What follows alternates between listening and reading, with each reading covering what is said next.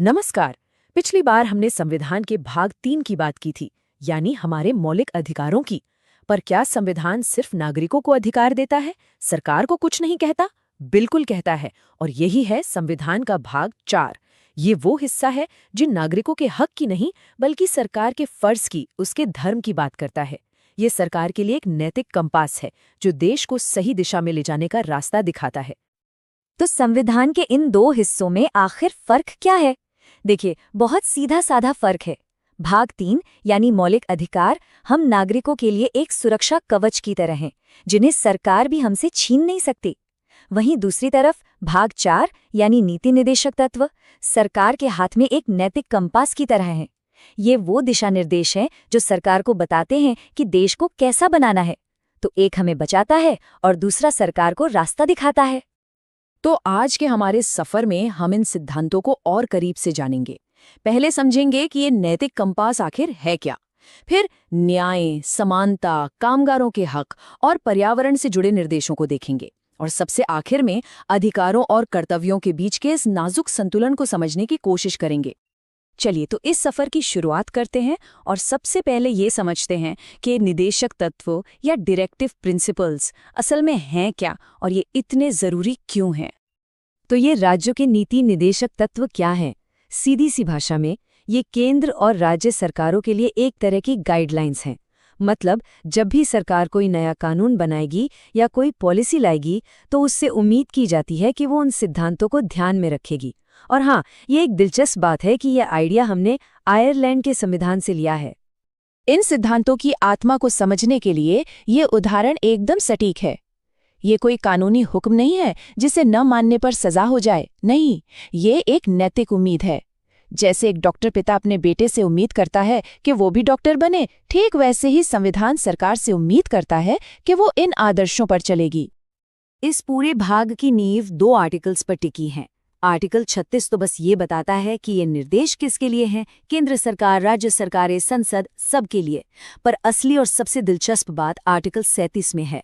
ये कहता है कि आप इन सिद्धांतों को लागू करवाने के लिए कोर्ट नहीं जा सकते, लेकिन फिर भी ये देश को चलाने के लिए मौलिक यानी फंडामेंटल है। सोचिए, ये कानूनी तौर पर बाध्यकारी नहीं है, पर नैतिक तौर पर सबसे जरूरी है। चलिए, अब कुछ असल सिद्धांतों पर आते हैं और शुरुआत करते हैं सामाजिक न्याय, बराबरी और लोकतंत्र को जमीनी स्तर तक यानी गांव-गांव तक ले जाने के विचार से। आर्टिकल 38 एक ऐसे समाज का सपना देखता है जहां सबको न्याय मिले। ये सरकार से कहता है कि सिर्फ देश की तरक्की मत करो, बल्कि ये भी देखो कि अमीर और गरीब के बीच की खाई कम हो, मौके सबको बराबर मिलें। अच्छा, जमीन पर इसका असर कहाँ दिखता है? मनरेगा, जनधन योजना या आयुष्मान भारत जैसी जो भी स्कीम्स हैं, उनकी प्रेरणा कहीं ना कहीं इसी आर्टिकल से मिलती है। आर्टिकल 39 थोड़ा और गहराई में जाता है। ये कहता है कि मर्दों और औरतों को बराबर हक मिले, देश की दौलत कुछ ही लोगों के हाथों में सिमट कर न रह जाए और बच्चों और मजदूरों का शोषण न हो। और फिर बाद में इसमें एक बहुत ही जबरदस्त चीज जोड़ी गई, आर्टिकल 39A। ये कहता है कि अगर कोई गरीब है तो उसे मुफ्त कानूनी सहायता मिलनी चाहिए, ताकि पैसा न्याय के रास्ते में रुकावट न बने। अब आते हैं एक ऐसे आर्टिकल पर जिसने सही मायनों में भारत के लोकतंत्र की तस्वीर ही बदल दी। ये है आर्टिकल 40, जो ग्राम पंचायतों की बात करता है। इसका मकसद था कि असली ताकत सिर्फ दिल्ली या राज्यों की राजधानियों में न रहे, बल्कि गांव-गांव तक पहुंचे।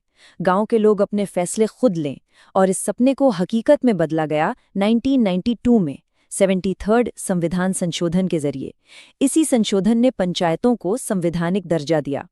आज जो हम गांव में प्रधान के चुनाव देखते हैं, उसकी जड़ इसी आर्टिकल में है।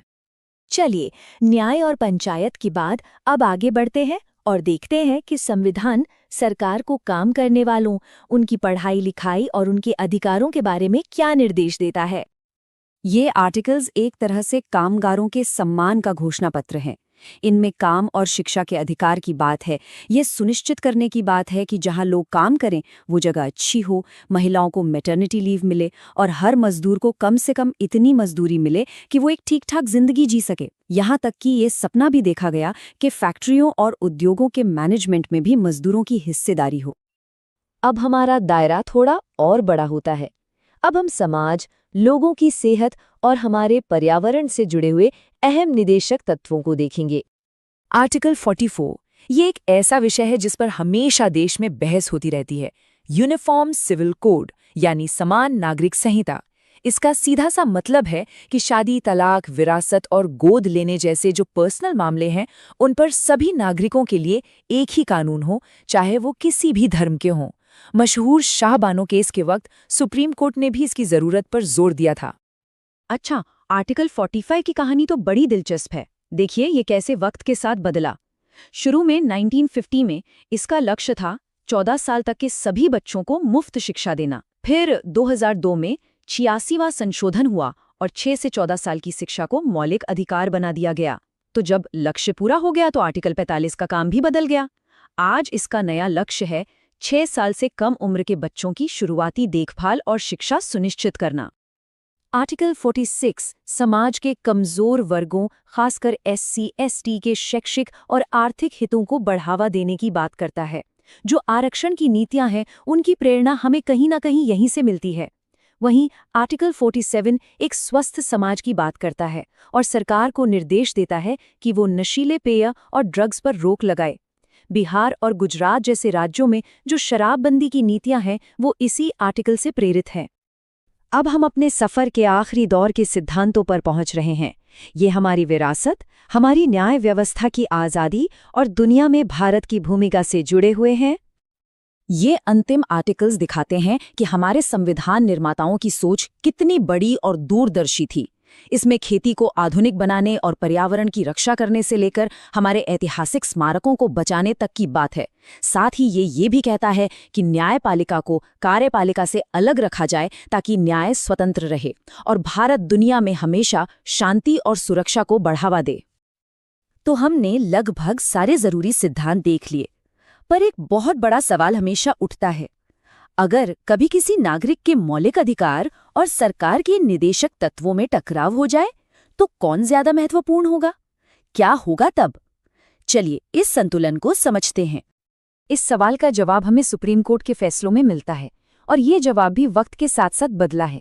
देखिए, शुरू में 1951 में कोर्ट ने कहा कि मौलिक अधिकार ऊपर हैं, लेकिन धीरे धीरे सोच बदली। 1973 के ऐतिहासिक केशवानंद भारती केस में कोर्ट ने कहा कि दोनों के बीच एक संतुलन बनाना जरूरी है, और फिर 1980 के मिनर्वा मिल्स केस में ये बात साफ हो गई कि दोनों ही बराबर जरूरी हैं। ये एक गाड़ी के दो पहियों की तरह है, एक के बिना दूसरा अधूरा है। और ऐसा नहीं कि ये सिद्धांत बस एक बार लिख दिए गए, नहीं, वक्त के साथ इन्हें और भी मजबूत किया गया है। जैसे 1976 के 42वें संशोधन ने मुफ्त कानूनी मदद और पर्यावरण सुरक्षा जैसे नए सिद्धांत जोड़े। 44वें संशोधन ने सामाजिक न्याय के विचार को और बड़ा किया, और 86वें संशोधन ने तो कमाल ही कर दिया।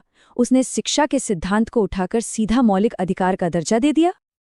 अंत में अगर इस पूरी चर्चा को एक लाइन में समेटना हो तो वो ये है, संविधान का भाग 3 हमें बताता है कि एक नागरिक के तौर पर हमारे हक क्या हैं, और भाग 4 ये बताता है कि एक सरकार होने के नाते उसका धर्म क्या है, उसका परम कर्तव्य क्या है, कि सरकार सिर्फ एक मशीन नहीं बल्कि एक कल्याणकारी संस्था है जिसका मकसद लोगों का भला करना है।